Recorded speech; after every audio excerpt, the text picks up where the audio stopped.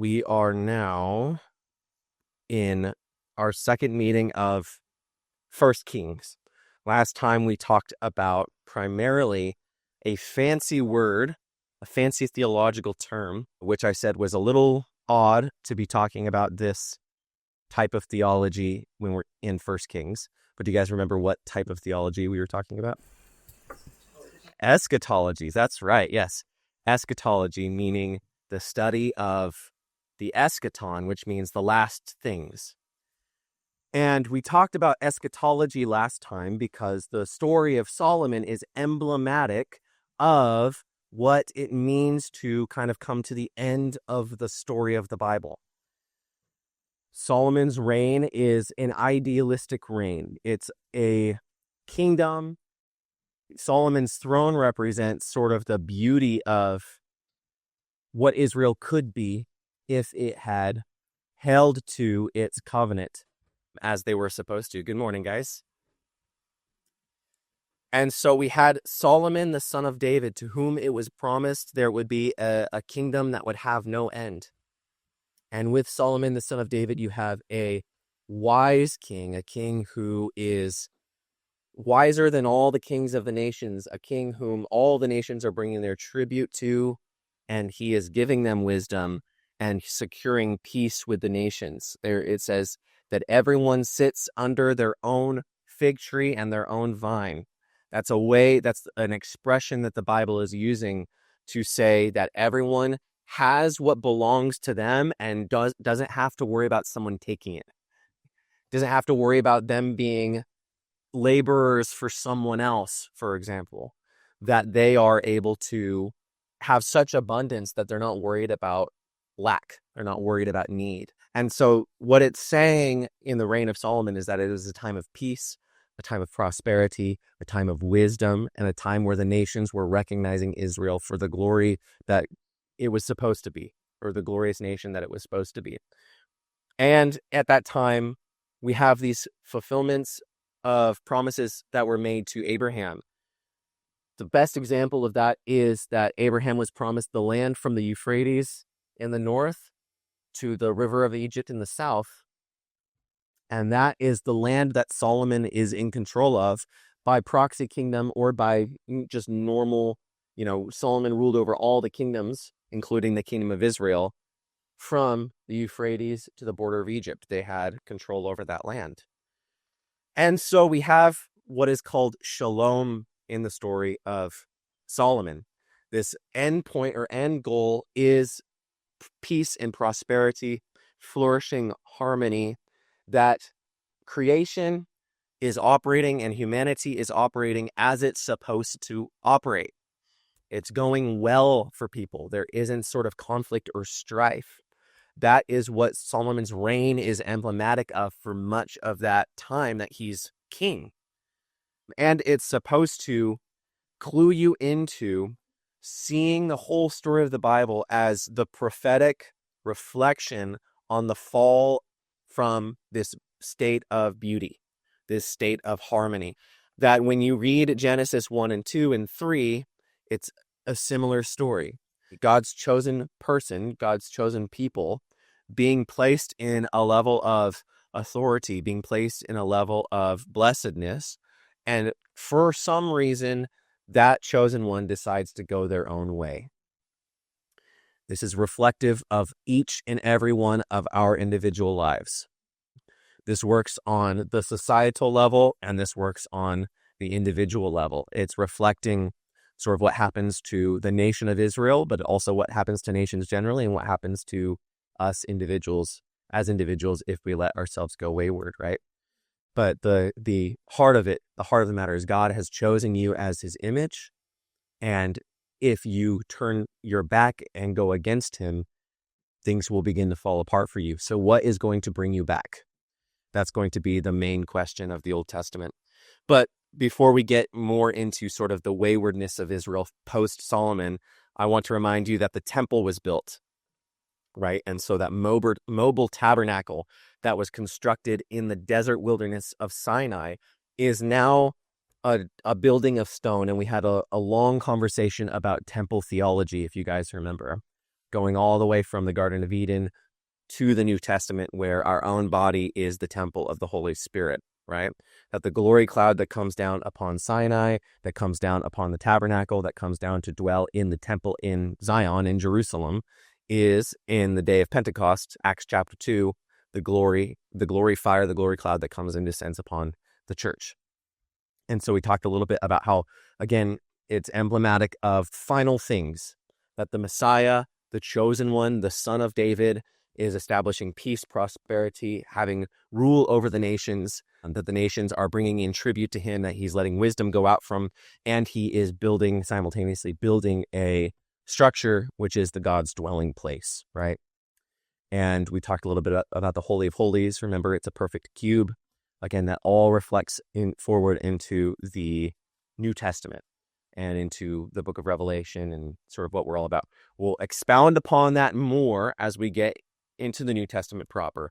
But this was the fulfillment, at least for the time being, of that cosmic mountain theme that we have explored in the Bible so far. The idea of the meeting place of heaven and earth, and the container or the building or the dwelling place, the house in which God comes to take up residence, meaning he dwells in the midst of the people, that his presence is near to them. And so at the midpoint or towards the end of Solomon's story, you sort of think that we're at the end, but we're not really at the end. We have a kingdom of priests. We have the promised land ruled over. Remember, the promised land resembles a return to the garden. We have God's dwelling in the midst of the people, and we have the nations being blessed. And so it's sort of this question, if the back of the book was First Kings and the story of Solomon, you would sort of have a full story almost. It would seem that way, You would have come to the end of you. It seems like, we're coming to the end of the story. But that's not really true. The point is, Solomon is not Jesus, and his sons are not Jesus, just as David was not Jesus. They're all showing the need for something. We'll answer the question and address the point. Why did God decide to do this way? Or why did God decide to let Israel go through such a great fall before he would ultimately bring about the plan of salvation? I think that there's a very clear answer for that, and it's very rich and important to understand that answer, and we'll get into that next week, ultimately, as we are coming to the end of the story of the kings. And so with Solomon's apostasy just means sort of turning away from God. With Solomon's apostasy, he takes on all of these different systems of worship, that he's worshiping Molech and Chemosh and Baal and all of these other gods of the nations. And why is he doing that? He's doing that to maintain his alliances and his relationships with the marriage alliances that were made within teaming up with other nations and things like that. What he's doing is he's with creating and living in a pluralistic society. By pluralistic society, I don't mean that in a good way. I mean that in a bad way, meaning that he's willing to hodgepodge all sorts of different things just so that he could have the level of decadence and prosperity that he thinks is necessary for running the kingdom right. That he's compromising his integrity and sort of just allowing anyone to do anything. And we'll talk about what's up with that and what's so wrong about that, especially as we get into today's reading. And remember, it says that he has a lot of wives and a lot of gods and a lot of chariots and a lot of slaves. And the question is, what is the text trying to tell you that sounds like? That sounds like the very person that Israel escaped from in the first place, all the way back in the book of Exodus. That now the king of Israel is just like a king of the nations, just like the Pharaoh of Egypt that kept the people of Israel proper in bondage. That the whole reason Israel was sent into the Exodus and brought out of Egypt, it's now that they have created that situation within their own land, right? So God delivered them from bondage, and now they've re-entered into that bondage back in their own land. And really, by the end of the Old Testament, that's going to be stated verbatim.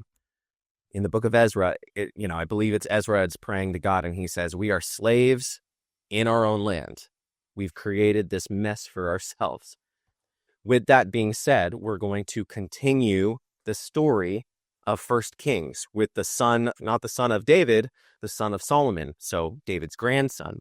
And for the rest of the book of First and Second Kings, it's going to be a march through a few centuries of generations of kings. Some sections of the book of Kings, it has like a short little paragraph about the reign of a certain king, and then it has 3 chapters on the reign of another king, and then, it's going to be doing that consecutively.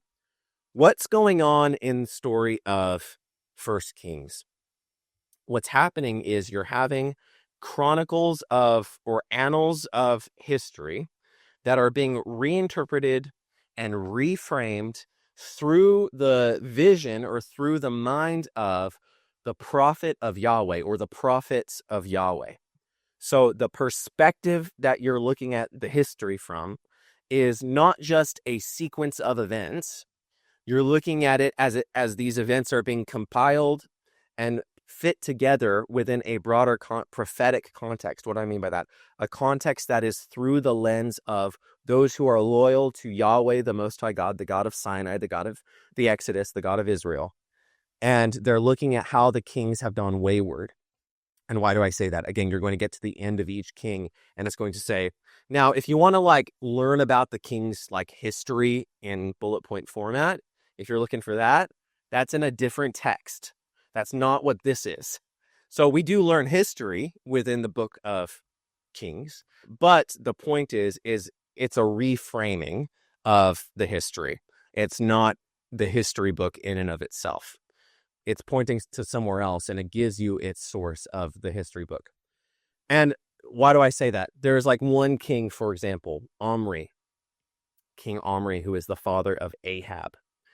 And he, amongst many of, most of the kings of the northern kingdom of Israel, is mentioned a lot in other kingdoms' texts. Oh, Omri. We know about Omri, king of Israel, right? But he's a paragraph in the book of Kings. He's a paragraph as the father of Ahab. The prophet the prophets who are writing the book of Kings are not as much concerned with the sort of the fame of Omri amongst the other nations. They're concerned with how his son went up against the prophet Elijah.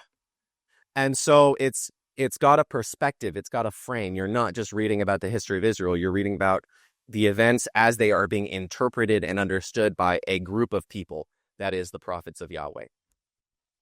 With that being said, we're in the prime part of the history of Israel where the prophets are most prevalent and most prominent.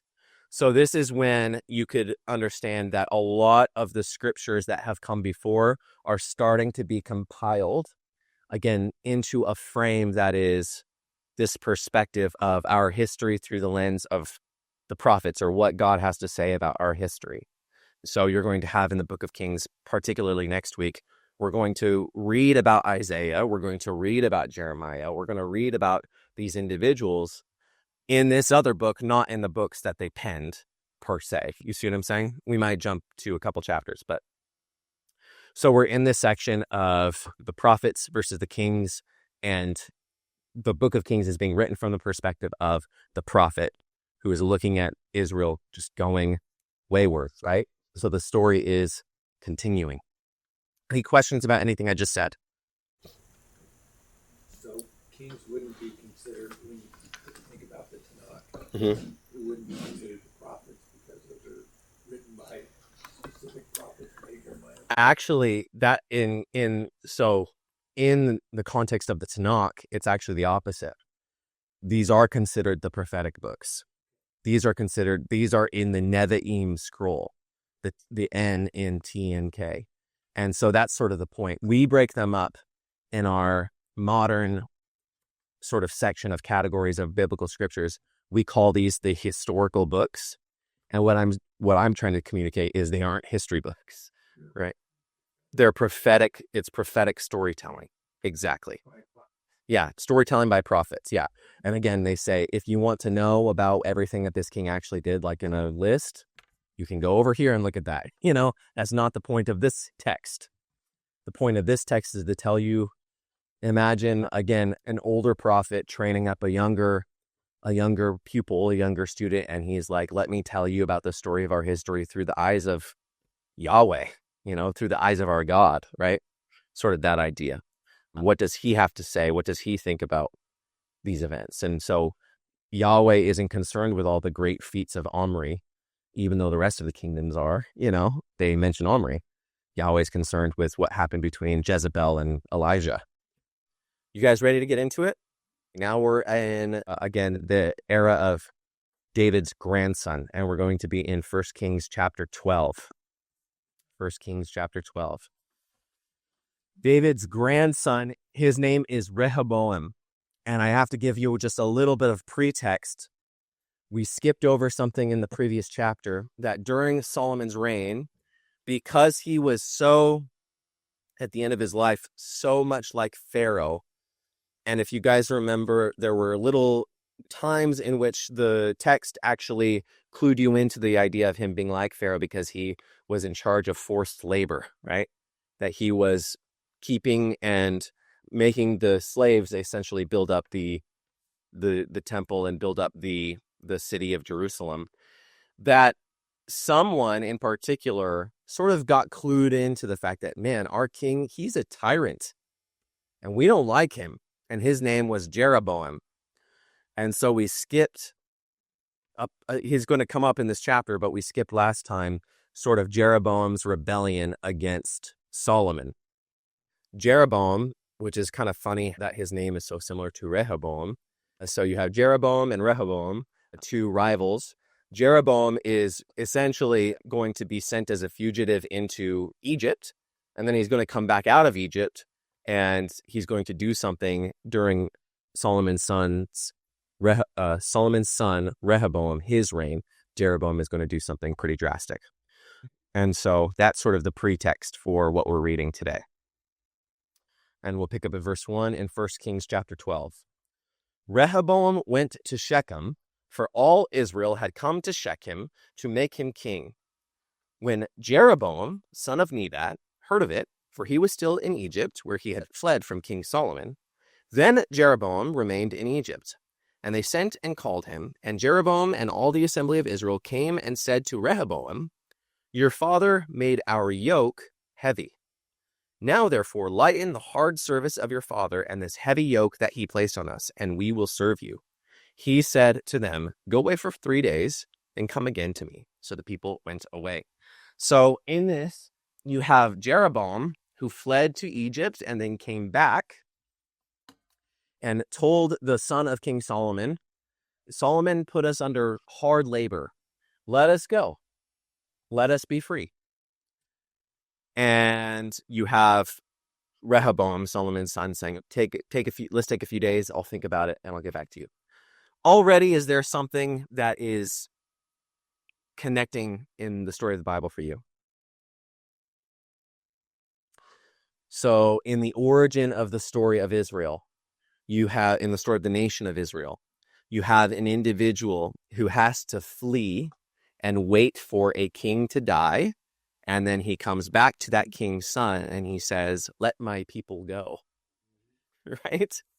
You guys see that? In this case, it's an inversion. He doesn't flee from Egypt. He flees to Egypt. And then he comes back and he says, after King Solomon has died, the Pharaoh of the oppression, now he comes to the Pharaoh of the Exodus, right? And he says, let the people go.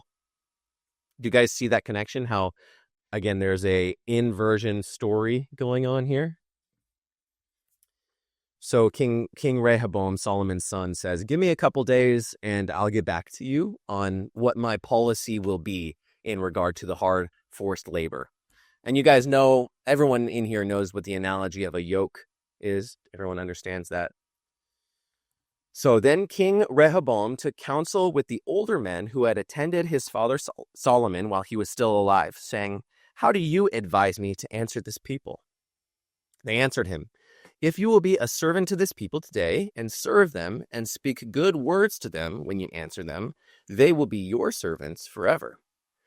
But he disregarded the advice of the older men and consulted with the young men who had grown up with him and now attended him. He said to them, "What do you advise me that we answer this people who have said to me, 'Lighten the yoke that your father put on us'?" The young men who had grown up with him said to him, "Thus you should say to this people who spoke to you, 'Your father made our yoke heavy, but you must lighten it for us.' Thus you shall say to them, 'My little finger is thicker than my father's thigh. Now, whereas my father laid on you a heavy yoke, I will add to your yoke. My father disciplined you with whips, but I will discipline you with scorpions." So why would he say that? My little finger is thicker than my father's thigh. Yeah. So it actually says loins. That's interesting. So yeah, I'm like, interesting. So that's translated differently. He's saying I'm stronger. That's the simplest way to put it. I'm stronger and harder than my father. Go ahead. So if I'm remembering the story right, he got bad advice from the younger counselors instead of the older counselors. Yeah, that's right. Yeah. So sort of youthful arrogance, ignorance of pressure. Yeah. Good. Now, I've never seen Game of Thrones, but I know about the character. I think his name is Joffrey. I don't know if anyone here has seen Game of Thrones, but I know that he's infamous as being sort of this young tyrant, right? So you can kind of think about that and sort of that archetype. And so my father disciplined you with whips, but I will sting you with scorpions, right? It's a way of saying, no, I need to have a heavier hand because how dare this people ask me for freedom? What does that sound like? Yeah, Pharaoh's heart is hardened. Now they have to make bricks without straw, right?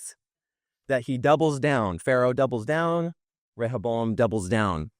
His heart is hard. So the king did not listen to the people because it was a turn of affairs brought about by the Lord, by Yahweh, to fulfill his word that Yahweh had spoken to Ahijah the Sihonite, to Jeroboam son of Nebat. So again, we don't have the pretext, but in the previous chapter, Yahweh comes to this prophet who gives a word to Jeroboam that you are actually going to be a king of part of Israel. Again, for the sins of Solomon, or as a consequence of the sins of Solomon, that things are now breaking apart because of what Solomon did. And this was all said by God to Solomon that this was going to happen.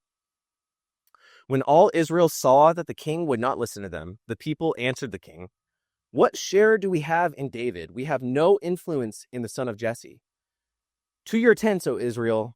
Look now to your own house, O David." So Israel went away to their tents. But Rehoboam reigned over the Israelites who were living in the towns of Judah. When King Rehoboam sent Adoram, who was taskmaster over the forced labor, all Israel stoned him to death. King Rehoboam then hurriedly mounted his chariot to flee Jerusalem, so Israel had been in rebellion against the house of David to this day.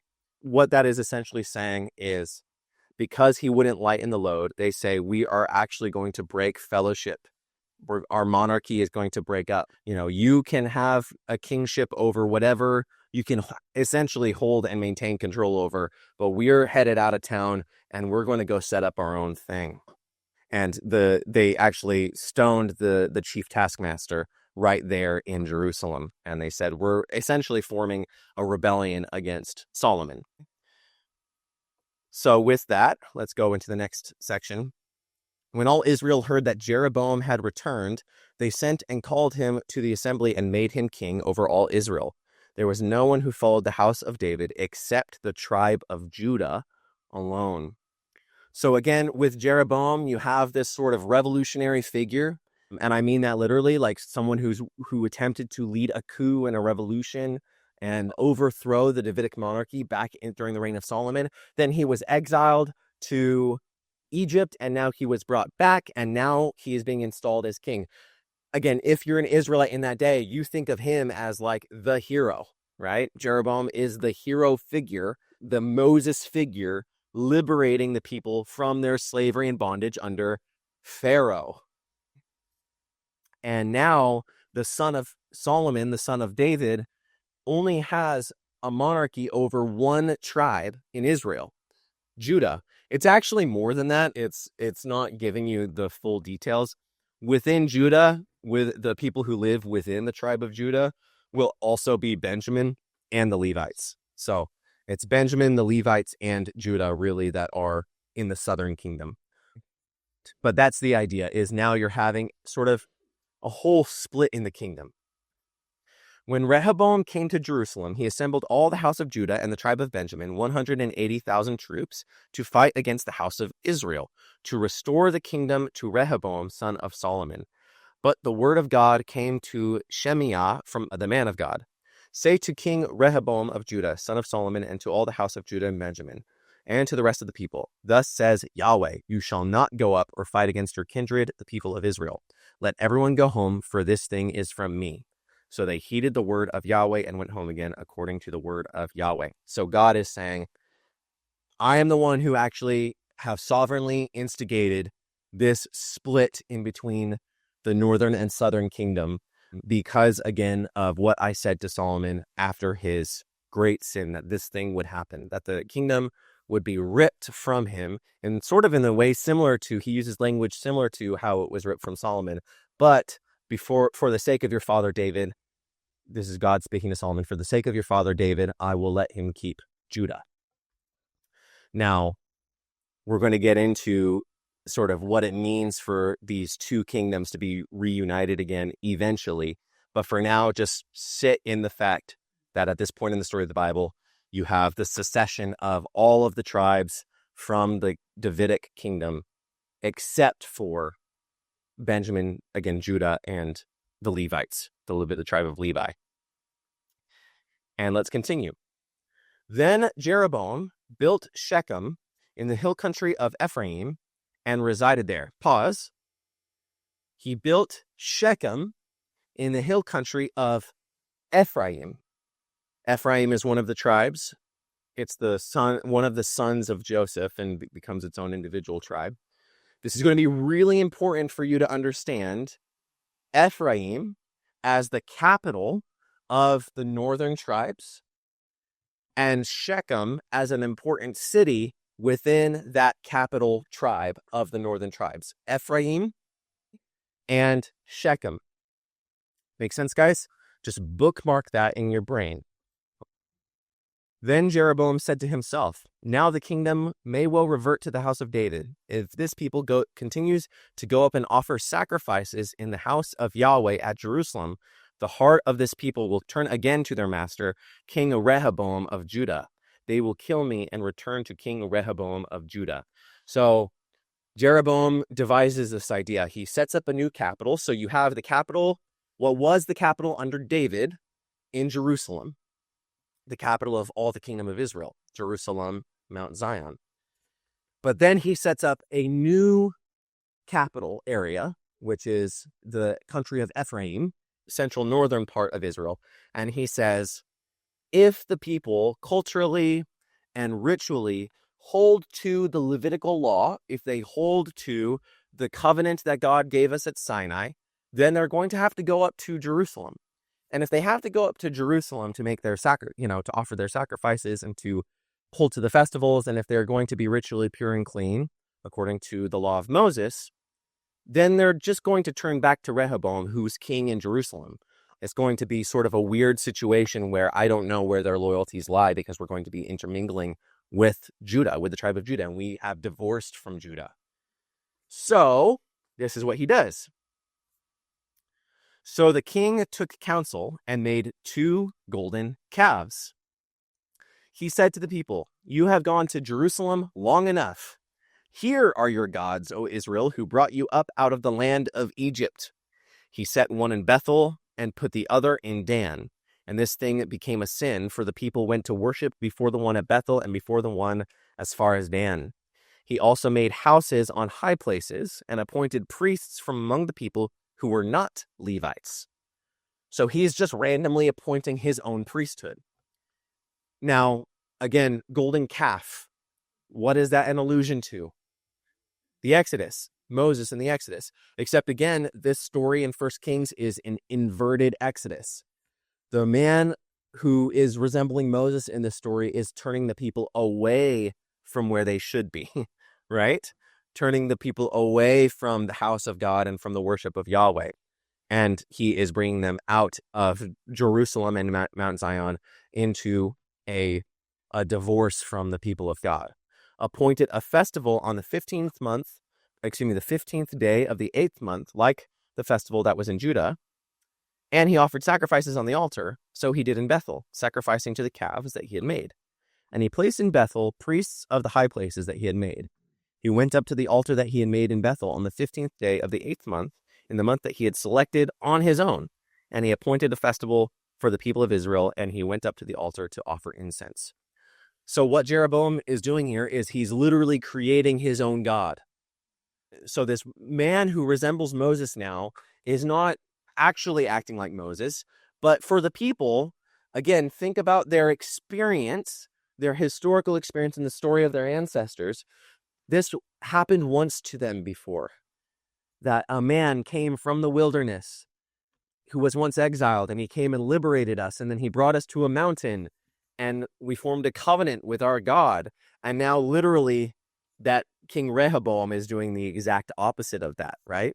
He's coming out and liberating them and bringing them to away from the God of Sinai. So he looks like Moses, but he's not Moses, kind of like how the Antichrist looks like Christ, but is not Christ.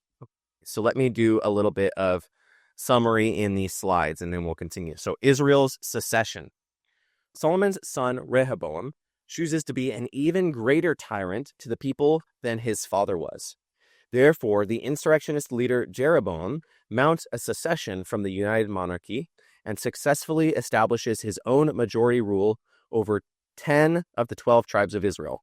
Again, Judah and Benjamin, and then there's also the Levitical priests that live in there, so technically 9. But Jeroboam makes 2 golden calves and stages a sort of reenactment of the Exodus, posing as a new version of Moses.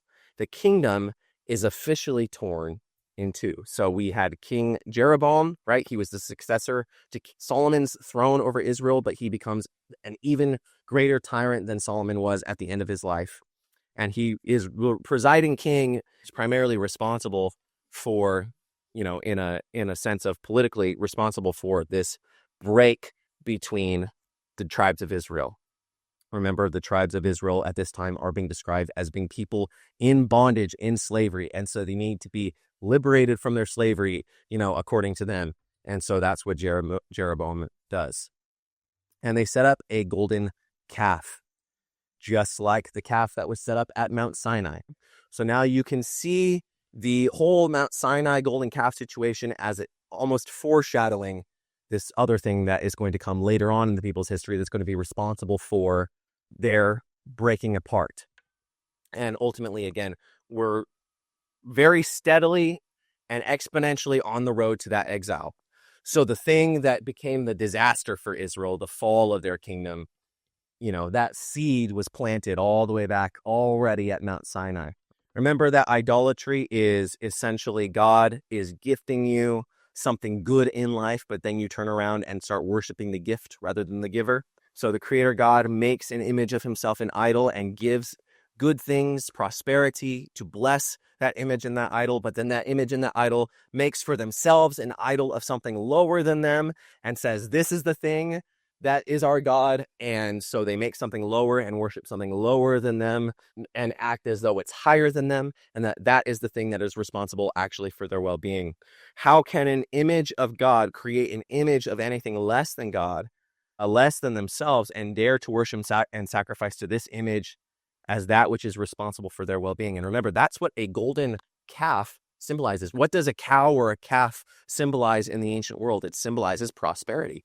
It symbolizes having what you need. If you have a cow, you've got a good thing. You've got milk, you've got meat, and if you have multiple cows, then you can have a herd, and you can, again, have a sense of prosperity. And so Jeroboam, to create golden calves, and remember, this is also foreshadowing to the worship of Baal or Baal. His central idol image can be a calf, or oftentimes is a calf. And so the idea here is this thing that is in and of itself a gift from God is the thing that we worship. That thing is prosperity. We worship prosperity over everything else, not the thing that gives us prosperity. We worship the prosperity as though it's a thing that is deserving of our worship and our attention and our sacrifice and our time in and of itself. That's different and actually opposite from the worship of Yahweh as Most High God. We worship the Creator, the gift giver, purely for his character, nature, and goodness, not just for what he gives us. When you worship a golden calf, you are worshiping prosperity and wealth in and of itself. And I just want to remind you that there is a golden calf in the greatest city in America, in New York, that, yes, people go to. And anyway, that's actually a real thing. Wall Street. Wall Street, exactly. The Bull of Wall Street. Yeah, so anyway, I'll get off my soapbox. No. Stay up there, stay up there. King Jeroboam of Israel, he says, you've been slaves for a long time, and hey, I mean, Solomon, brought about a peace and prosperity. Let's hold on to that peace and prosperity. Let's liberate ourselves. Let's throw off the bonds and shackles, and let's worship the prosperity and greatness and glory of the kingdom of Israel. And we're going to do that in the far north, and that's the other thing. All in the past, everyone in Israel, they had to come from every tribe to this central location. He says, I'll put one here and I'll put one here to maximize the worship of this new God that he is creating. And remember, he creates a whole new festival. He institutes a new religious holiday, and he institutes a new priesthood. So God at Sinai selects the Levites to be the priests, and he says, I'm going to select my own priesthood, and I am going to be essentially as God to the people. A king that creates his own priesthood like that is making up his own God.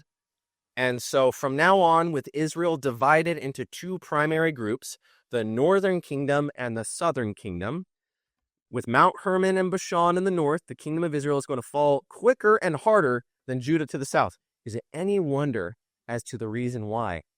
Remember that the northern part of Israel is always considered in the mind of the prophet the dark place, right? The land of great darkness. And so you have the people residing up there in the land of great darkness, and they are going completely bonkers. They're going wayward from the perspective of the prophets and the priests in Judah.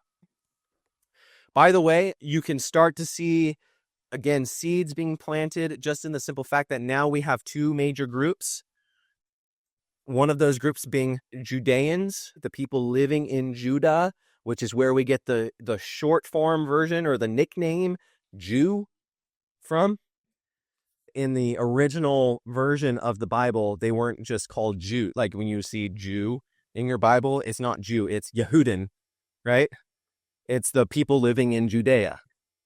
So the southern kingdom, whenever it's, talking about the Jews.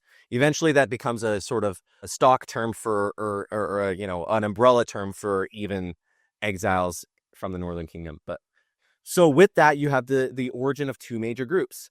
The people of the northern kingdom, who are the predecessors of what we come to understand in the New Testament as Samaritans. And then the Jews and the Samaritans. Now, the people at this time are not exactly Samaritans. A few more things have to take place before they properly become Samaritans. But at last, the foundations for those famously known as the Samaritans in the New Testament emerge in the story of the Bible. In the New Testament, Samaritan is a contrasting label to Judean, with the capital of the northern kingdom being Samaria in the tribe of Ephraim.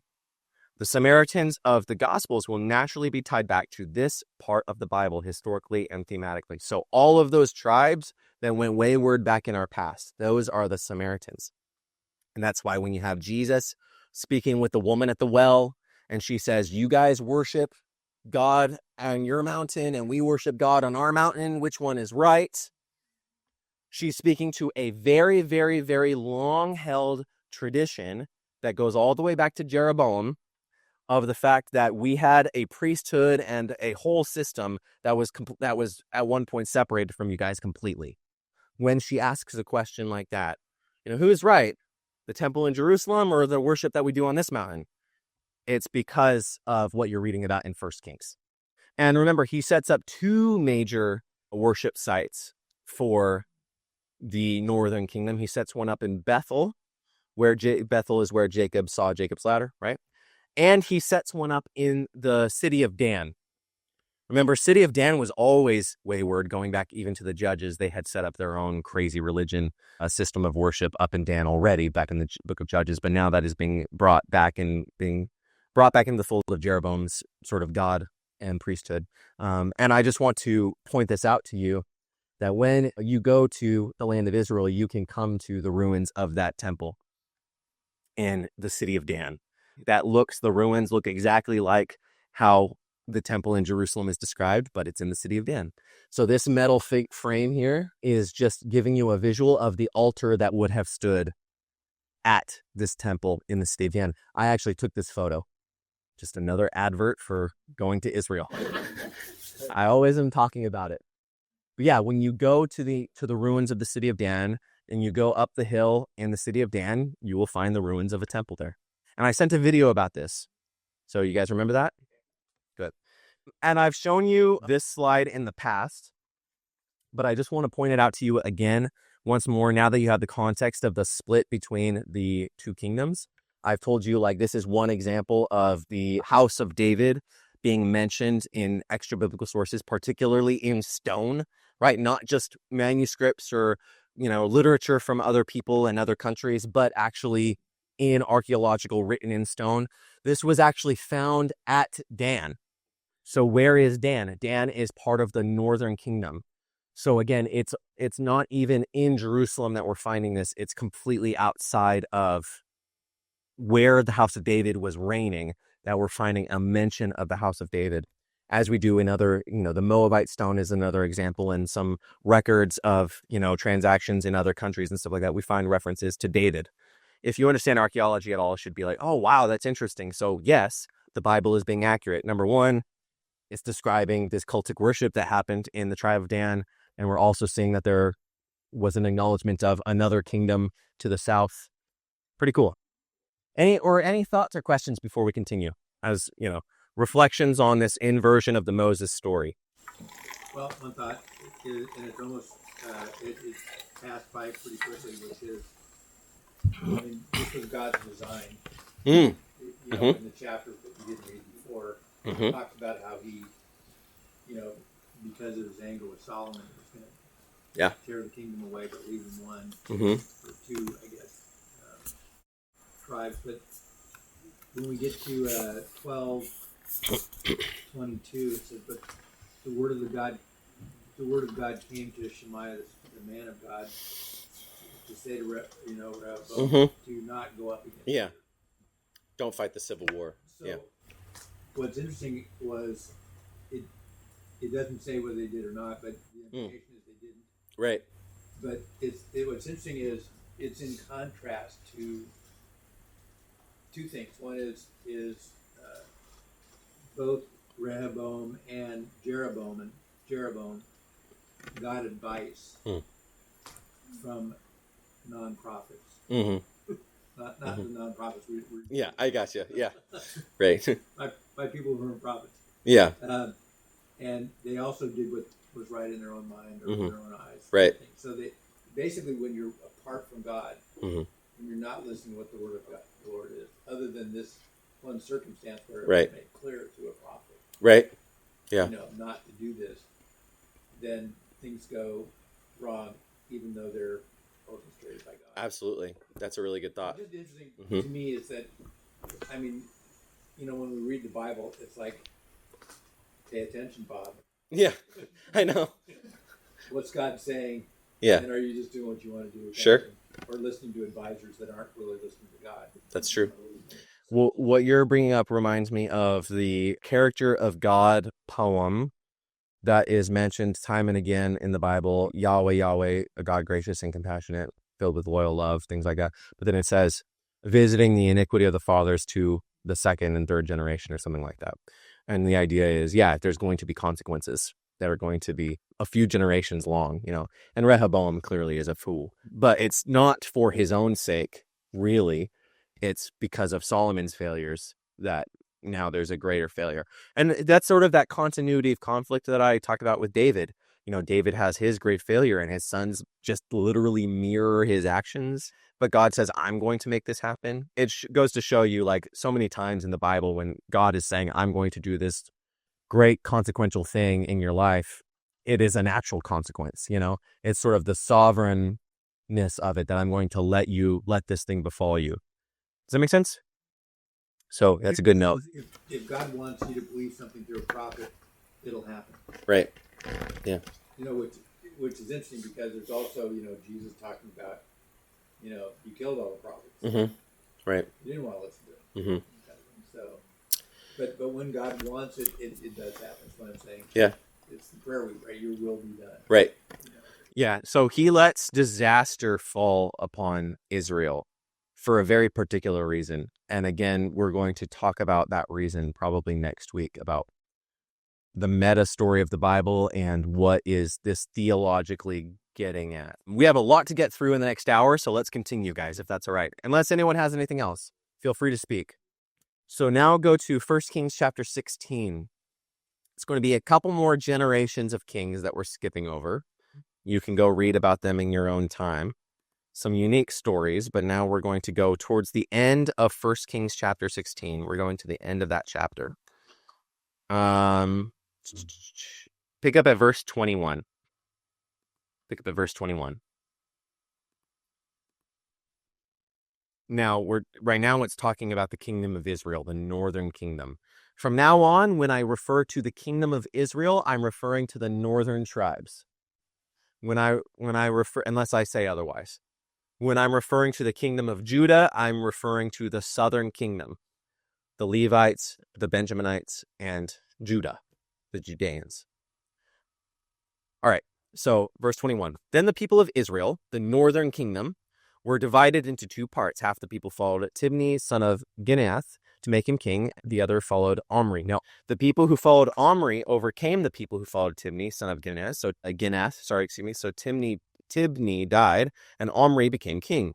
In the 31st year of King Asa of Judah, Omri began to reign over Israel. He reigned 12 years, 6 of them in Tisra. So again, now you're going to have, at this point in the Bible, references to the king of Judah and the king of Israel. Omri bought the hill of Samaria from Shemer for 2 talents of silver. He fortified the hill and called the city that he built Samaria, after the name of Shemer, the owner of the hill. Omri did what was evil in the sight of Yahweh. He did more evil than all who were before him, for he walked in the way of Jeroboam, son of Nebat, and the sins that he caused Israel to commit, provoking Yahweh, the God of Israel, to anger by their idols. Now the rest of the acts that Omri did and the power that he showed, are they not written in the book of the annals of the kings of Israel? Omri slept with his ancestors and was buried in Samaria. His son Ahab succeeded him. And there's 2 examples of what I was describing. If you want to know, or I guess one example, if you want to know about Omri, this really, really important figure, you can go read about it. It's not important for what I'm doing here, says the prophet. And this gets back into our Making of the Bible meeting, which was our very first meeting 33 meetings ago. Yeah, about sources, like biblical sourcing, and where the prophet's getting their information from, things like that. Omri is mentioned in extra biblical sources from other countries. He's an important historical figure. The prophet is not concerned with him as part of this story. So that should just clue you into sort of what it means to what it looks like when the Bible is being sort of constructed. Because the prophet is far more concerned with Ahab, the son of Omri. So verse 29, in the 38th year of King Asa of Judah, Ahab, son of Omri, began to reign over Israel. Ahab, son of Omri, reigned over Israel in Samaria 22 years. Ahab, son of Omri, did evil in the sight of Yahweh, more than all who were before him. And as if it had been a light thing for him to walk in the sins of Jeroboam, son of Nebat, he took as his wife Jezebel, daughter of the king Ethbaal of the Sidonians, and went and served Baal and worshipped him. He erected an altar for Baal in the house of Baal that he built in Samaria. Ahab had made a sacred pole. Ahab did more to provoke the anger of Yahweh, the God of Israel, than had all the kings of Israel who were before him. In his days, Hiel of Bethel built Jericho. He laid its foundations at the cost of Abiram, his firstborn, and set up its gates at the cost of his youngest son, Segub, according to the word of Yahweh that he spoke by Joshua, son of Nun. So Joshua, all the way back in the book of Joshua, when they tore down the city of Jericho, said, if you build up this city again, something's bad is going to happen into your family. And so, again, there's some interesting fulfillment of prophecy going on there. But the main point is you have the worship of Baal or Baal, however you want to pronounce it, going on in Samaria, the new capital of Israel, and you have the rebuilding of Jericho. So you have this devolving of Israel, right? That all of that work that Joshua put in is just sort of coming back around, isn't it? It's just sort of, all the seeds that were planted are being uprooted. All of the glory of the Most High God that was being established in Israel is now being corrupted and subverted by the people of Israel. And you have, as I said, this new capital, Samaria, and the worship of Baal or Baal there. And that's pretty crazy, right? And it cost him his firstborn, so is it saying that he did the sacrifice? I actually don't know. It's sort of obscure what is being referred to there. What was happening in Joshua is Joshua gives this pronouncement over Jericho all the way back in the book of Joshua. And now that essentially, like, the one who builds up this city again will lose their sons or something like that. Let's continue. Actually, no, let's not continue. But we had the emergence of some very particular and important foundational level figures of the Bible in this story. Who are they? Elijah? Not yet. That's next chapter. Just in what we just read. Ahab and his wife, Jezebel, right? Jezebel. So let's go back to the slides now. The wicked power couple. That was supposed to be a joke. In the northern kingdom, Samaria is established as the capital opposite Jerusalem. So that's really important for you guys to understand. When you think of Samaria, think of the anti-Jerusalem. In the same way that we have talked about sort of cities, with the wayward cities throughout the Bible, Sodom and Gomorrah, Babylon, Egypt, Samaria is like that within Israel proper. And of course, Jerusalem will become like that just in the same way. But for now, as it's being presented, there is the good city, right? The city of the worship of the Most High God, Yahweh, in Zion. And then there's the sort of the anti-version of that, the inversion of that, Samaria. Ahab marries Jezebel of the Sidonians, who reintroduces worship of Baal and the goddess wife Asherah to the people of Israel. Together they impose the worship of Baal nationally and martyr many of the prophets of Yahweh. So Jezebel is going to be famous for the simple fact that she loves killing the prophets of Yahweh, that she loves imposing her worship of Baal over the people. And in fact, she is considered sort of a high priestess within the cult worship of Baal. So you have King Ahab of Samaria. Now remember, when we're talking about Ahab, we're talking about an Israelite. We're talking about a descendant of Abraham, who is the successor to the throne of the rebel king Jeroboam, king of the northern kingdom of Samaria, the northern kingdom of Israel. Husband to the queen Jezebel, enemy of Yahweh and the prophets of Yahweh, enemy of Elijah, so we're going to get into Elijah, and idolater and apostate of true Israel. And then you have Jezebel. So she's a Phoenician princess. So you have an Israelite married to a Phoenician princess and high priestess of Baal, right? Daughter of the king of Sidon. The queen of Israel's northern tribes and wife to Ahab. She's the instigator of the worship of Baal and Asherah and persecutor and butcher of the prophets of Yahweh. So she really doesn't like the prophets of Yahweh. And she's going to order the deaths of many of them. So let's get back into a little bit of a discussion, back to our third week about the identity of God. Let me just ask you, or I'll go back actually, what is so wrong? Try and introduce into your mind the context of you being an ancient Israelite, don't give me the Jesus answer. Don't give me the obvious answer. Just try to put yourself in the shoes of an ancient person living at this time. What is so wrong with our queen introducing worship of Baal and Asherah? What's so bad about that, really? Sure, there's nothing wrong with it. This is just par for the course. Good. That's a cultural thing. Let act as though you are a worshiper of Yahweh. That you act as though you are maybe in the Levitical priesthood or a prophet of God, prophet of the Most High God.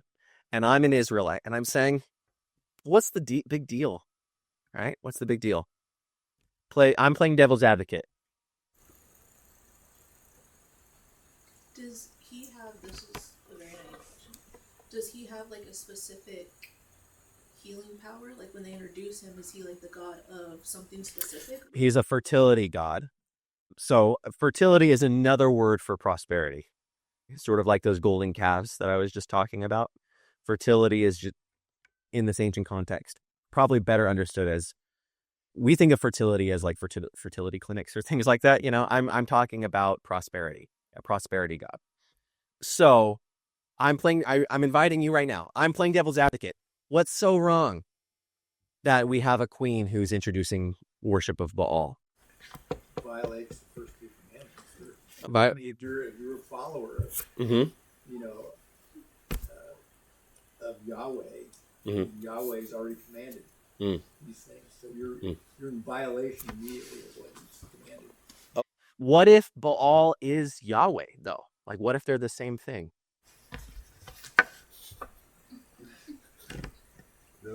Challenge me.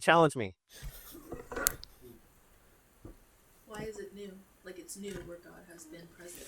God has already established who he is. Why are we introducing this new thing? Where did it come from? Good. So remember that paganism is a modern term that refers to the worship of various diverse powers in the world, right? And so if you take the power of prosperity or wealth, for example, and you worship that as God, that's different than worshiping the Most High God. I'll just establish that there.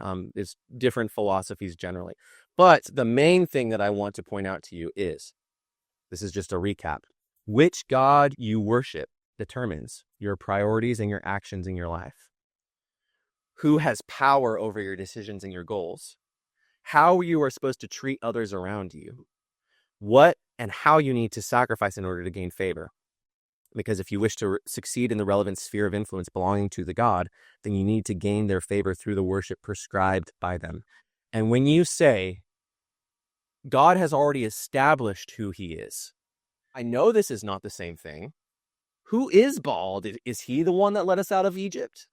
Is he the one that gave us the 10 Commandments through Moses? Or does he have other stories, other worship rites, other priorities, and other end goals that are different than what is going on in our scriptures, right? And the answer is yes. And the reason I'm addressing this is because you have within modern secular scholarship, and you might see this in pop culture, or you see this in pop, scholarship online and things like that, amateurish ways of presenting things. You have this way that people say things, well, Israel actually started out polytheistic.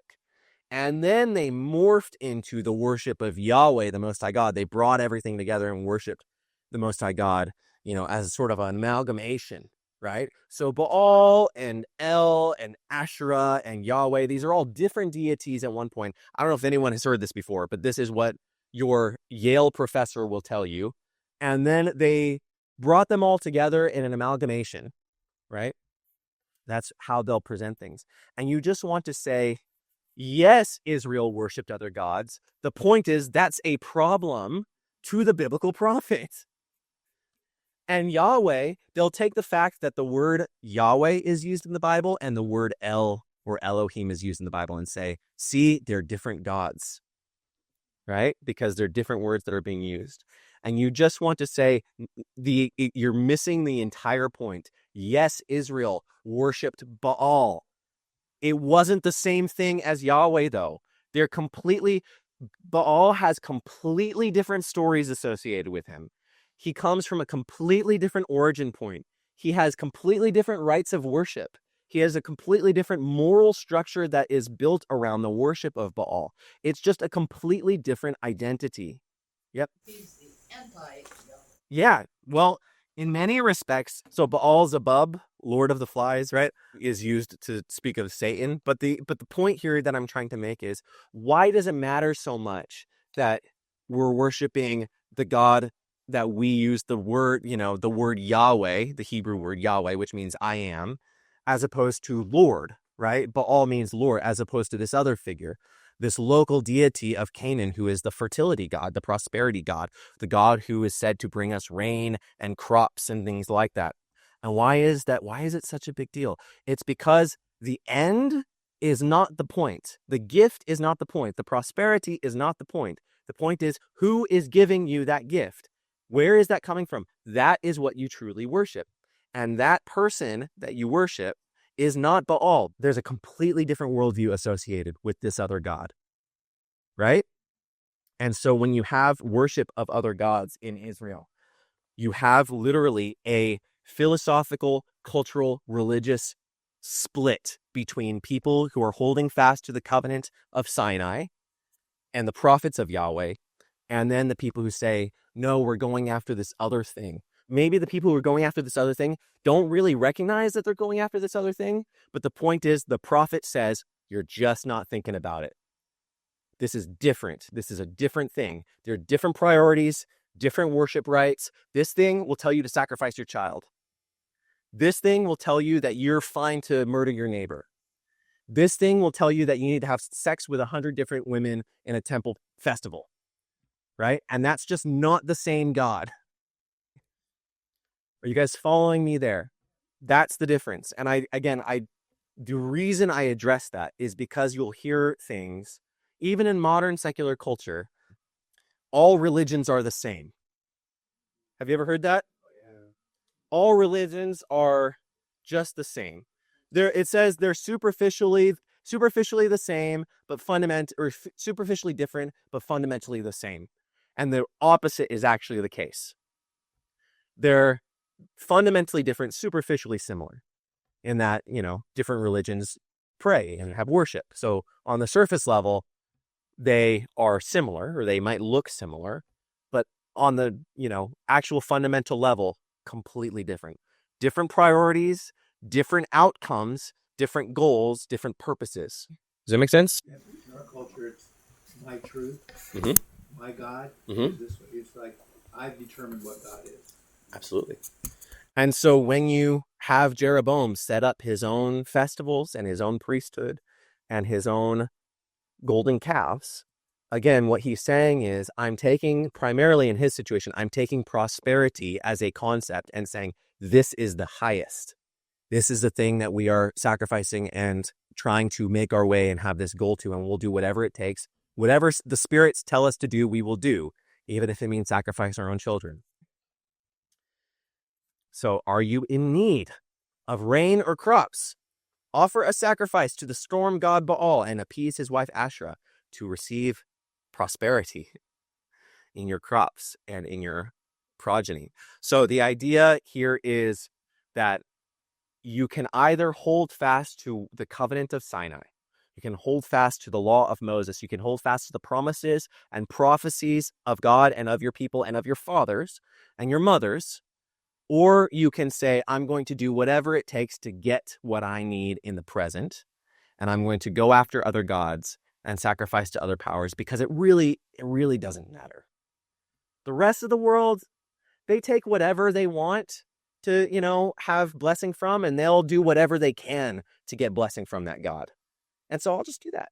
And that presents for each of us a question and a choice of, how do we respond to the culture around us? The culture that says, do whatever it takes to get your bag, right? To get your bag of money. Like the music industry or Hollywood, where there's like plenty of people who like make sacrifices, to sell their soul to like go platinum. All right. So in opposition to Jezebel, in opposition to Ahab, you have Elijah. And we have 40 minutes to get through his story. Good? So let's keep going.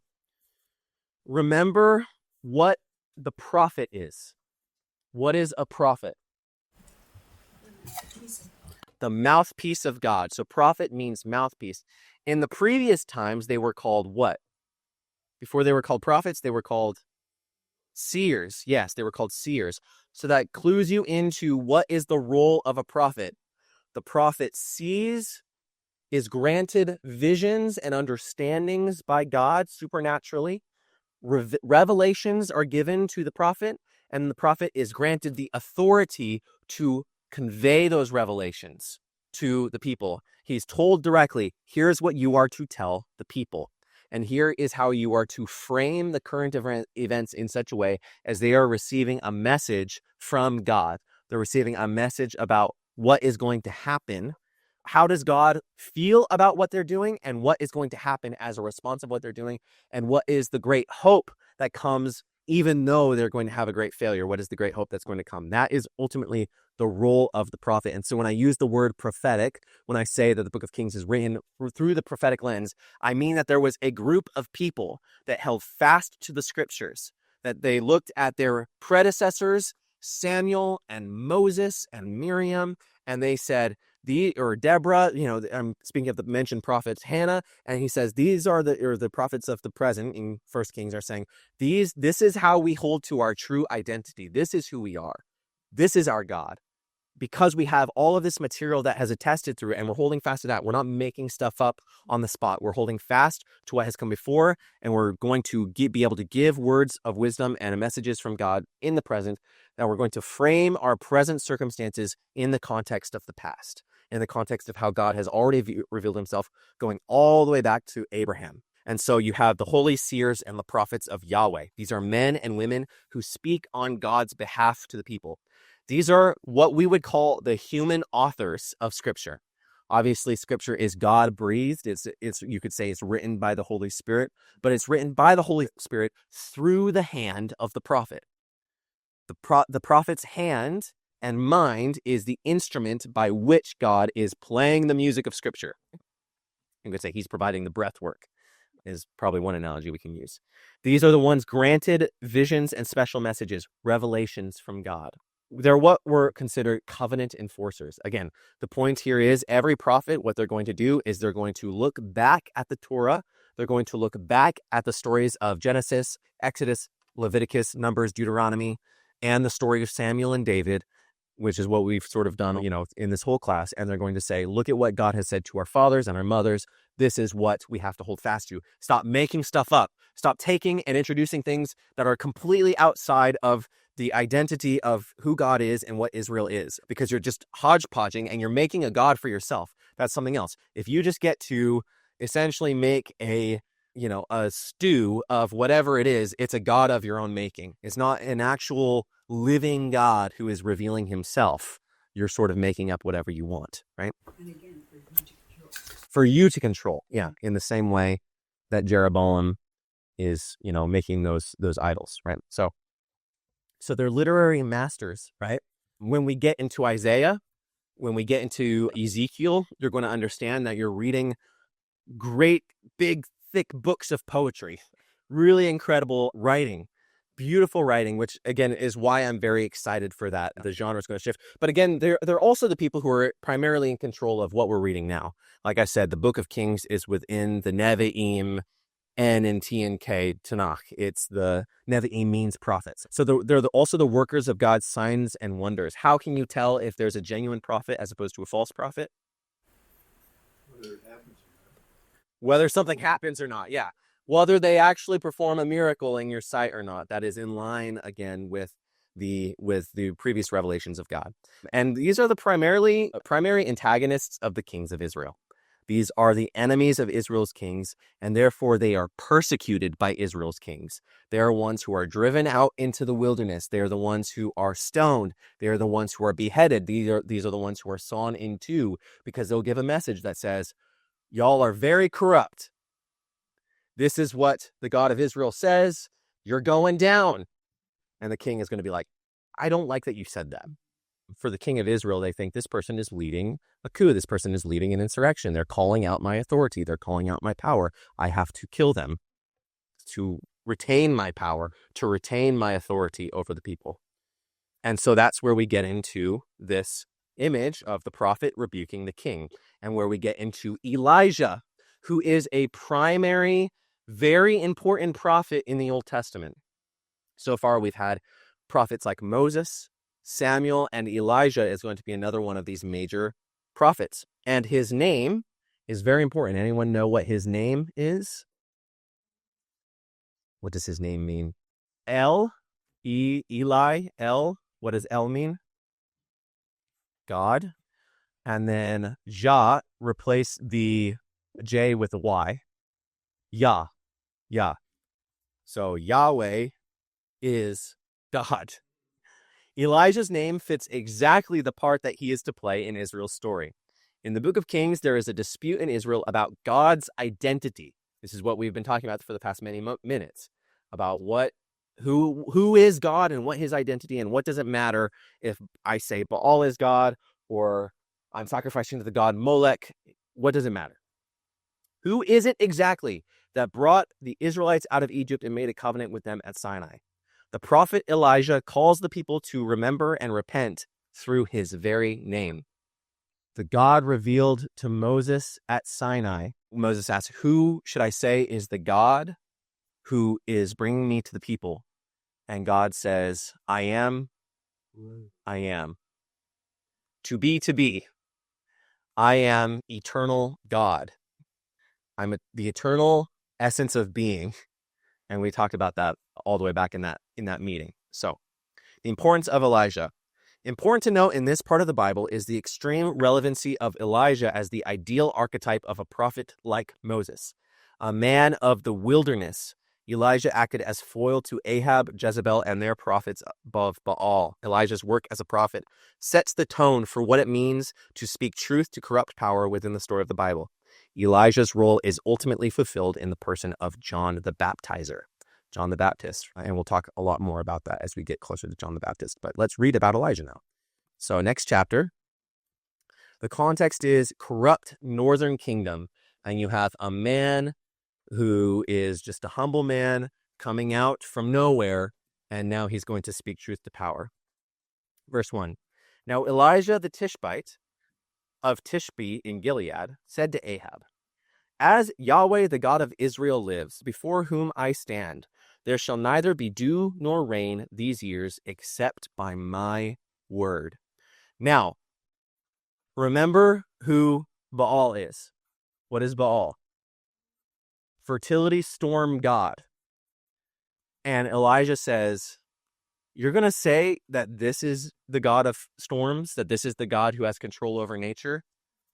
I'm the prophet of God, and God is telling me that until I say, there will be no rain in Israel. Or even dew. There won't even be dew in the morning. It's going to be a drought. The word of Yahweh came to him, saying, go from here and turn eastward and hide yourself by the Wadi Kerith, which is east of the Jordan. You shall drink from the Wadi, and I have commanded the ravens to feed you there. So he went and did according to the word of Yahweh. He went and lived by the Wadi. A Wadi is like a little stream. Actually, what a Wadi is it's a seasonal stream. So a Wadi is a stream that only emerges during wet periods. Wadi Kerith, the ravens brought him bread and meat in the morning, and bread and meat in the evening, and he drank from the Wadi. But after a while, the Wadi dried because there was no rain in the land. So this is where you have this miraculous image of the prophet. Why is God commanding him? He says, there's going to be no rain, and here's what you're to do. Go and live out in the wilderness. Why is he commanded literally to go live by himself in just nature? And so that will be one of the things, yes. But in this context right now, God says, go live out in the wilderness and live off the land. Because the Lord will provide for him. Good. So Israel's wandering in the wilderness of Sinai with the manna being provided morning and evening. You have that little linguistic connection or that literary connection there. God provided through the ravens, right? So Elijah, he's a major prophet of Yahweh. He's active during the reigns of Jezebel and Ahab. He's a desert dweller and man of the wilderness. When you think of Elijah, think of rugged individual, a man who lives out in the wilderness. He lives off the land. And again, John the Baptist is going to stand in this tradition of the man who lives out, out there, that crazy guy who's shouting out there. But wait, the things that he's saying, whoa, that's deep, like Locusts and wild honey. locusts and wild honey, it says. Yeah. And so again, it says that he is the return of Elijah is what it said of John the Baptist. So we'll get more into him, but remember that this stands in this tradition of the person who leaves the city and goes out to meet God miraculously in the wilderness. So we're going to continue in the story of Elijah. Unfortunately, there is a really, really important story that we're going to have to skip, where he goes and he visits a Gentile widow, just a random widow. God sends him to go visit a random widow whose son dies and is raised to life again. It's a very, very important foreshadowing and symbolic image of sort of what is to anticipate when Messiah comes. And again, all the John the Baptist stuff of the New Testament. We can't get into it though today. Unfortunately, we're going to have to continue. But it's in your video. It is in the video, so you can go watch the video. Yes. Good. There's one thing on this. It says, then the word of the Lord came to Elijah. So the Lord, I always feel like when that kind of thing happens, that's an important, the word of the Lord comes. It's like he already had the word of the Lord to do the, stopping the rain. But it's like, I think that this is how it's going to work with you and me. Yeah. It's kind of what God is saying. Yeah. You're going to become completely dependent on me. Absolutely. The ravens are going to come. You're going to get what you need. Yeah. In a drought time, I'm going to provide for you. Good. Personally and directly. Thank you for redirecting me into a very important point that needs to be made here. Remember, they're worshiping and sacrificing to the God of fertility and prosperity for its own sake. And God says, I'm going to prove that I am the living God, I am the true God, by the simple fact that I'm giving my prophet the power to bind up the rain in the heavens, and I'm going to send him out in the wilderness, and I'm going to command the ravens to bring him stuff. The idea of the miraculous provision of God. Remember, what is it said on Mount Moriah in the binding of Isaac story? The Lord will provide. That is, you don't work your way up to sacrifice rightly to the god Baal.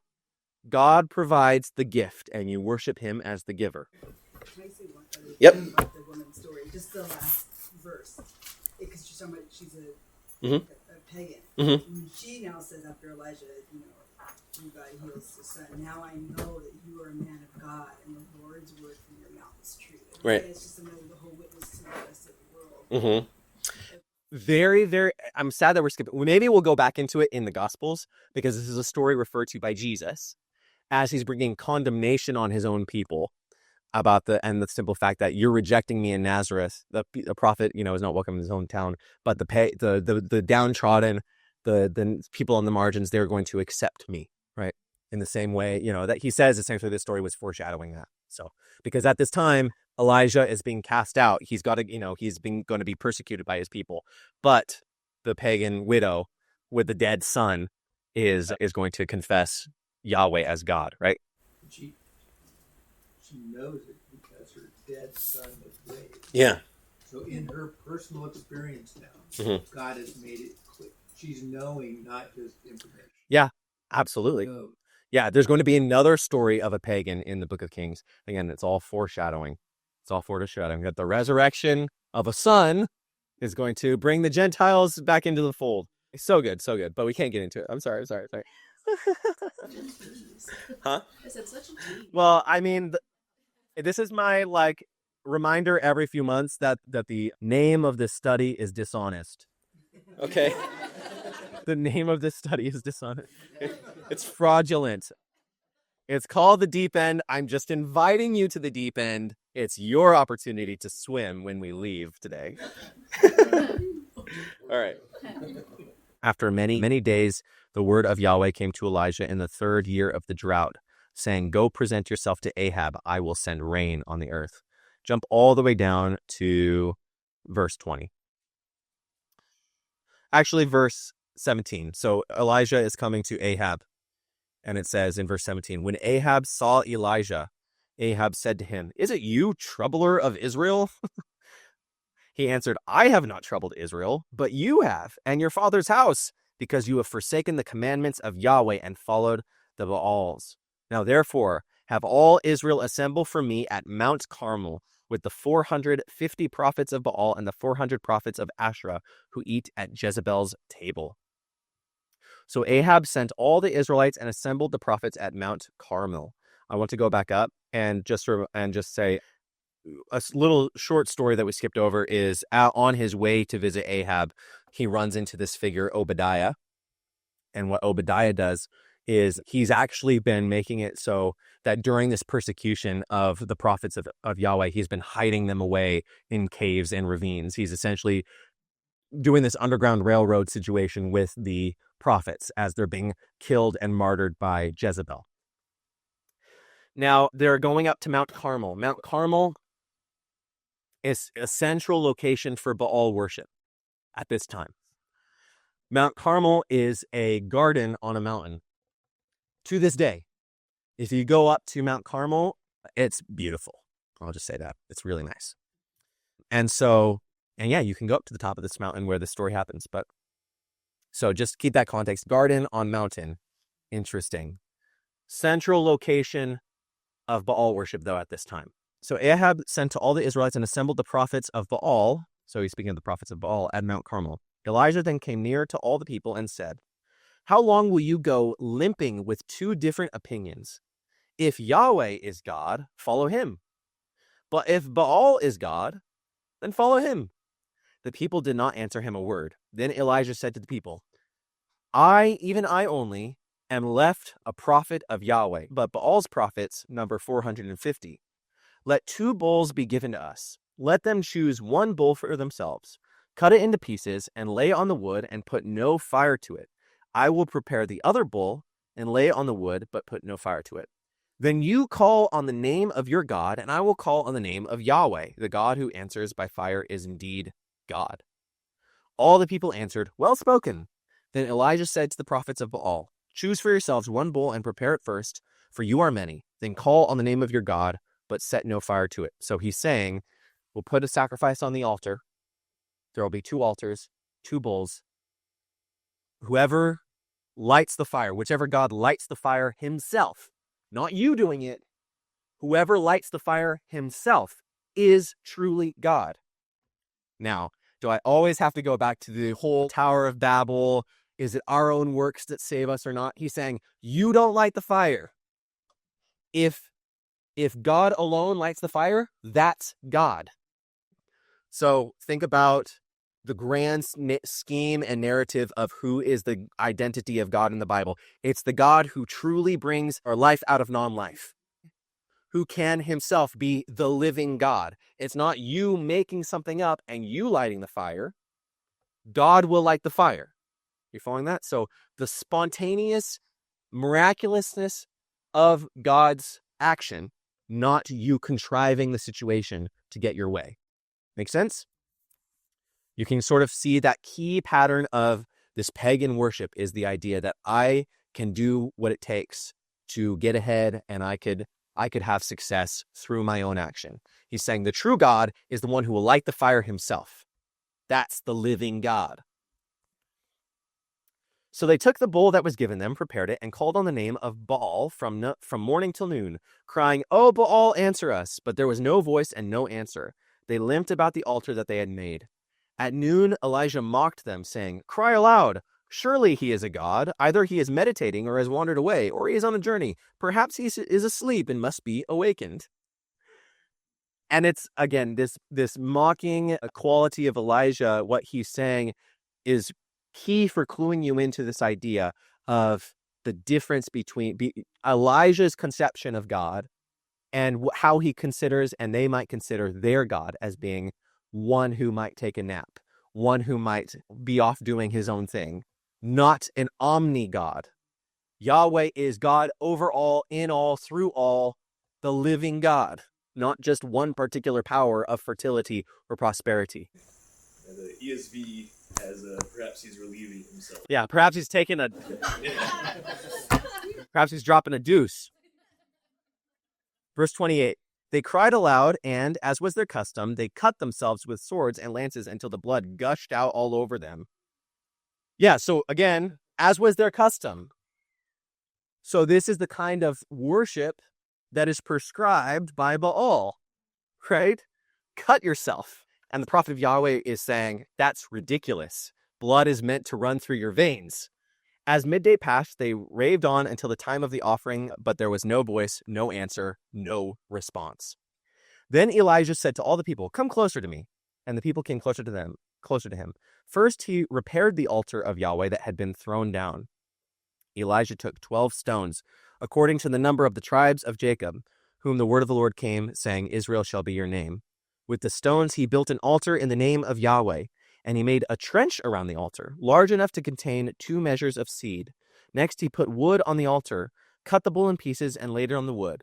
He said, fill 4 jars with water and pour it on the burnt offering and on the wood. Then he said, do it a second time. And they did a second time. And he said, do it a third time. And they did it a third time, so that the water ran all around the altar and filled the trench with water. If you want something to light on fire spontaneously, do you soak it in water? No. No, you don't. At the time of the offering, the prophet Elijah came near and said, O Yahweh, God of Abraham, Isaac, and Israel, let it be known this day that you are God in Israel, and I am your servant, and I have done all these things at your bidding.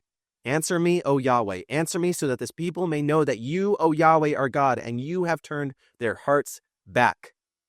Then the fire of Yahweh fell down and consumed the burnt offering, the wood, the stones, and the dust, and even licked up the water that was in the trench. When all the people saw it, they fell on their faces and said, Yahweh is indeed God. Yahweh is indeed God. Elijah said to them, seize the prophets of Baal, do not let them escape. They seized them, and Elijah brought them to the Wadi Kishon and slaughtered them.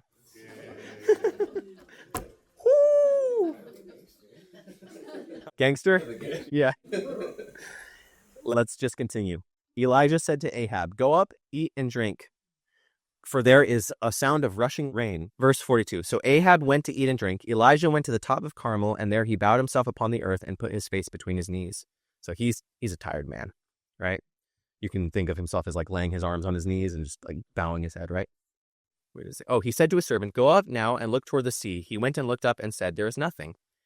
Then he said, go again 7 times. At the 7th time, he said, look, a little cloud no bigger than a person's hand is rising out of the sea. Then he said, go say to Ahab, harness your chariot and go down before the rain stops you. In a little while, the heavens grew black with clouds and wind, and there was heavy rain. Ahab rode off and went to Jezreel, actually. But the hand of Yahweh was on Elijah, and he girded up his loins and ran in front of Ahab to the entrance of Jezreel. Keep it going. Next chapter. Ahab told Jezebel that all Elijah had done and how he had killed the prophets with a sword. Then Jezebel sent a messenger to Elijah, saying, so may the gods do to me and more also, if I do not make your life like the life of one of them by this time tomorrow. So the gods kill me if I don't kill you tomorrow. Then he was afraid. He got up and fled for his life and came near Beersheba, which belongs to Judah, and he left his servant there. But he himself went a day's journey into the wilderness and came and sat under a solitary broom tree. He asked that he might die. Is it enough now, O Lord? Take my life, for I am no better than my ancestors. And we'll pause there, actually. Remind me to pick up at verse 5. We'll go back. So for some reason, he has this great victory and then he runs away. But let's backtrack before we get too far. So, Mount Carmel. The prophet Elijah challenges Ahab and Jezebel to a competition. Will their gods be able to send down fire upon Mount Carmel? Or will it be Yahweh who is able to display his mighty power? After Yahweh spectacularly wins the competition, Elijah repays Jezebel's mass murder of the prophets of Yahweh by executing the prophets of Baal. Thoughts on the story? Yeah, So, is it I guess my question is like, do they have a chance to repent? Yeah, great question. It kind of seems like they weren't they? Yes, the Lord is a God in Israel, right? So is that your question? Well, the killing of the prophets of Baal is, I mean, Seems a little harsh. they're using the word repay. I would say it's like vengeance, right? Vengeance. So there are Called of him? two streams of interpretation.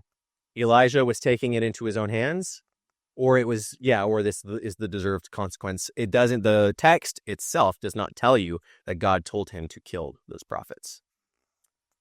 And this is why the story sort of is taking an interesting turn. It sounds gangster in the moment, and you're like, yeah! But then Jezebel is like, no, I'm about to come at you hard. She was waging war by killing all those prophets, but yes, it does sound like vengeance. So it does kind of sound like he's sort of he has this great victory and he gets too excited, maybe. He takes matters into his own hands. He doesn't listen to the voice of the Lord because now he turns tail and runs. So think about that wishy-washiness, right? And it's epic gangster victory. And then she is about to threaten him, or she is threatening him. He receives a message and he's like, oh, shoot, what have I gotten myself into? And then he gets out of Dodge. Yep. Isn't there a warning that if you're a false prophet, you'll be killed or stoned? Yes. So that is the other half of the interpretation, is that, well, this is sort of according to Levitical law. This just makes sense. But again, I think the matter is it's ambiguous as to whether or not Elijah was supposed to do that at that moment because, again, of the consequence and because of his fear ultimately response. The fact that in his character, his fear is manifest as the dominant thing after that, and he actually abandons his post right then. So, One other just quick question, because there's more than just Baal's prophets. Because if you read back, it says he told gather all of Israel and 450 prophets of Baal, 400 prophets of Asherah. And then all along the way, like when Elijah, he tells all the people, come near me. And then once Yahweh, burns up everything, it's all the people that are saying. Yeah, that's a good insight. There's other people there just besides the Baal's prophets. And maybe Baal's prophets aren't the ones. Yeah, that are repenting. This is, again, why it's ambiguous in the text. Yeah. There's two real main interpretations, but the main point, regardless of whether or not it was a good thing, is the simple fact that the response or the consequence of it is that Elijah is now hightailing it out of the land. Make sense? So why did Elijah run away? He was afraid. Yeah. So I want you to think about, let's just apply this just very honestly with ourselves, moments in our own lives where we have miraculous provision and then the next week it's like, but like, now what? Like, how am I going to get out of this next one, right? He has such great courage and excitement in that moment, and he's displaying such great faith. But then when the danger becomes very real and present, what do I do now? What do I do? I just need to run.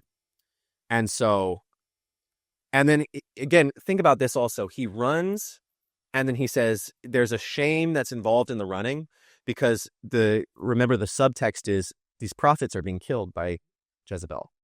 And now it's like your turn to be killed. And he runs, and then he says, kill me, God. I'm not worthy. So my brothers and sisters have all died in this fight, in this spiritual war. They've lost their lives, and I'm a coward.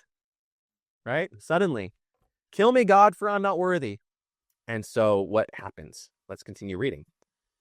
He lay down under the broom tree and fell asleep. Suddenly an angel touched him and said to him, get up and eat. He looked, and there at his head was a cake baked on hot stones and a jar of water. He ate and drank and lay down. The angel of the Lord came a second time, touched him, and said, get up and eat, or the journey will be too much for you. He got up, ate, and drank, and went in the strength of the food 40 days and 40 nights to Horeb, the mount of God. Horeb is Sinai. So this is, again, just an incredible story. He runs away. He says, "Kill me, God, for I'm not worthy." And he says the angel touched him on the shoulder and said, "Here's some food for you." Miraculous provision.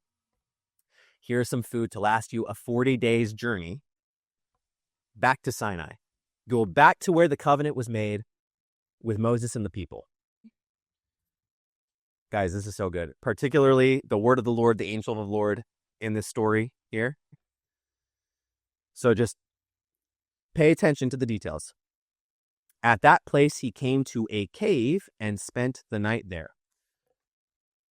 We didn't really go over this story in this class, but there's a story of Moses on Mount Sinai, all the way back in Exodus, where Moses is placed in a cleft. What is a cleft? Kind of like a cave. Yeah, kind of like a cave, all right? And he says, "Go up to Sinai and go into this cave." The word of the Lord came to him, the word of Yahweh came to him, saying, "What are you doing here, Elijah?" He answered, "I have been very zealous for Yahweh, the God of hosts. For the Israelites have forsaken your covenant, thrown down your altars, and killed your prophets with a sword, and I alone am left, and they are seeking my life to take it away. Oh, I'm the only one left. Oh, woe is me." It is hard to be the only one left. It is. And the only one standing. Mm-hmm. Like, it is hard. It is. What God's response is going to be, though, is very important. So we'll get into that. He said, verse 11, "Go out and stand on the mountain before Yahweh, for Yahweh is about to pass by." Now there was a great wind, so strong that it was splitting mountains and breaking rocks in pieces before Yahweh. But Yahweh was not in the wind. And after the wind, an earthquake. But Yahweh was not in the earthquake. And after the earthquake, a fire. But Yahweh was not in the fire. And after the fire, a sound of sheer silence. When Elijah heard it, he wrapped his face in his mantle and went out and stood at the entrance of the cave. So he covered his face and he stand at the entrance of the cave. There came a voice to him that said, "What are you doing here, Elijah?" He answered, "I have been very zealous for Yahweh, the God of hosts, for the Israelites have forsaken your covenant, throw down your altars, and killed your prophets with a sword, and I alone am left. They are seeking my life to take it away." Then Yahweh said to him, "Go, return on your way to the wilderness of Damascus. When you arrive, you shall anoint Hazael as king over Aram. Then you shall also anoint Jehu, son of Nishmi, as king over Israel. And you shall appoint Elijah, son of Shaphat of Abel Meholah, as the prophet in your place. Whoever escapes from the sword of Hazael, Jehu shall kill. Whoever escapes from the sword of Jehu, Elisha shall kill. Yet I will leave 7,000 in Israel, all the knees that have not bowed to Baal, and every mouth that has not kissed him." He says, "I alone am left." And God says, "You don't know what I've got planned." But the main part here that is so significant is in all of the excitement, in all of the bravado of the fire of Mount Carmel, now he's on Mount Sinai, and God's voice comes in the still, small voice. He says, "Listen, you might think that things are over, but they're not over. God is still speaking in the silence." This becomes a very, very famous verse of the Bible.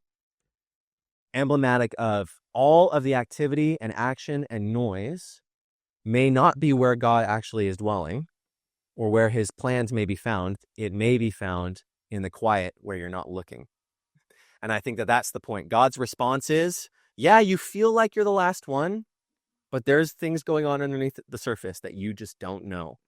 And look, there are 7,000 that I have reserved for myself that have not bowed the knee. And you might not know them, but they're there. So trust me, you're not the only one, even though it feels like that.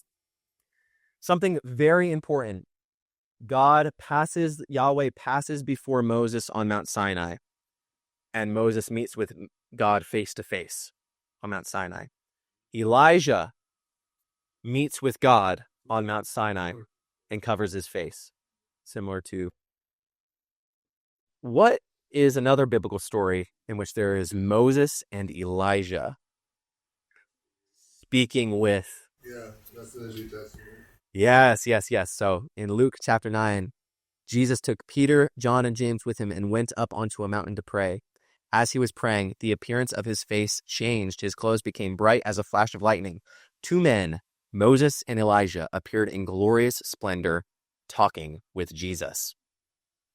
And you might have found online theory that there's sort of a time warp happening right now in this story, right? That this moment of the Transfiguration is the same moment. It's like the same conversation that is happening with Elijah and Moses when they're on Mount Sinai, right? That would be interesting. God is outside of time. So when Jesus goes up to a mountain and shines forth his glory, and it says that they saw Moses and Elijah on the mountain, that it's almost like this is the moment that you're reading in Exodus and in 1 Kings, that they meet God on Mount Sinai. You're like, it's good for us to be here. It was Jesus who was the God that they met on Mount Sinai, right? Jesus is Yahweh. He's revealing to himself. People always ask the question, how do they know that it's Moses and Elijah? Do they know what they look like? Jesus probably told them. Sure, he probably told them. But again, the point is that moment is revealing to you these connections back to when God met people on the mountain, Moses and Elijah. They had to have known based on what they were saying. Sure. I'm not really trying to answer that question as much as I'm trying to say, like, it just makes sense of God's meeting someone face to face on the mountain. That happens twice. Moses and Elijah. And they see and remember the glory. What happens to Moses after he sees God on the mountain? He comes down and he's glowing. He's transfigured. But the transfigurement comes from Jesus and it radiates out into Moses and Elijah. And they are glorified in his presence. Pretty cool. What do you guys think about that? Yeah, that's super cool. I love that. Yeah. So Elijah is going to pass on his mantle to Elisha. And it's going to be a very important type of Christ stuff going on here, particularly in the passing of the baton from John the Baptist to Jesus. Elisha is similar linguistically to Yeshua, similar language going on there. And again, when you see the passing of the mantle from John the Baptist to Jesus, that is a repetitive pattern going back to the passing of the mantle from Elijah to Elisha, which again makes the moment on Sinai of the still small voice that says, you don't know the plan that is coming. It's a good plan. It's a foreshadowing of the ultimate plan of John the Baptist saying, behold the Lamb of God who takes away the sin of the world, at the Jordan. That what's going to happen in your life, Elijah, is foreshadowing what's going to happen 1,000 years, 700 years from now, 800 years from now, in its final effect. So anyway, we made good time. I was worried that we were going to go over. So any last thoughts? We're ending here with Elijah. Next time, we're doing 2 Kings, the story of Elisha and the exile. And some of the prophets, Isaiah and Jeremiah, will also show up next time. So what goes on in the story of Elijah, again, is going to be really important for us in foreshadowing and understanding what's coming later on. Something that you guys have to understand is the idea of the righteous remnant, those that are left over, that it feels like the whole world has gone astray, that God has left so many to their own devices. But you have Abraham, right? The righteous remnant. You have Noah, the righteous remnant. You have the people of God, the 7,000 left. Yeah, the word 7, the number 7 there. So the idea that God is keeping the plan going, no matter how it feels in the present. You have to know that there might be a whirlwind, there might be a fire, but truly God's plan is being revealed where you least expect it, in the still, small, sheer silence, right? And God's got a plan. So, good. That's the story of Elijah and the story of the Bible. Next time, we are finished with the book of Kings. We're finished with the narrative sections of the Bible. And then the next week, we're getting into Psalms. So, sounds great. Thank you guys so much.